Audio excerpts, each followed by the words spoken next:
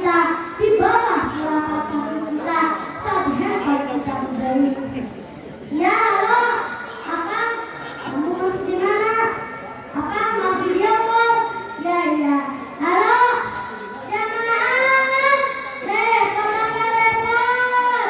Ribet apa ribet? Tapi alhamdulillah, Allah menciptakan telinga kita di tempat yang tepat. Rabbana ma khalaqta hadza batila, subhanaka faqina adzabannar.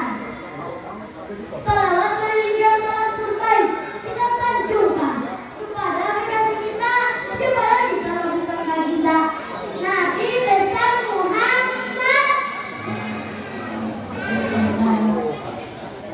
yang telah membawa kita dari zaman jahiliyah menuju zaman Islamiyah. Betul? Dari zaman nenek-nenek makan di gedung sampai zaman nenek-nenek main Facebook. Betul? Dari zaman aki-aki setelah putus sampai zaman aki-aki update status. Betul?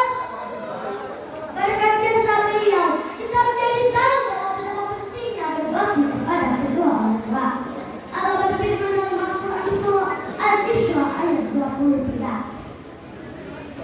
Bismillahirrahmanirrahim. Wa qada rabbuka alla ta'budu illa iyyah wa bil walidaini ihsana. Yang artinya, dan Tuhanmu telah memerintahkan kepadamu untuk tidak menyembah selain Allah dan untuk berbaiklah kamu kepada ibu bapa kamu dengan sebaik-baiknya. Hadirin rahimakumullah. Allah menjadikan perintah berbakti dengan tangan melakukan kesehatan. Ini mengandung arti bahwa berbakti adalah suatu kewajiban yang sangat mulia. Rasulullah SAW bersabda, "Bidallahi fi bidal walidain." Ridha Allah dengan kepada ridhonya orang tua. Wa subtullahi fi subtil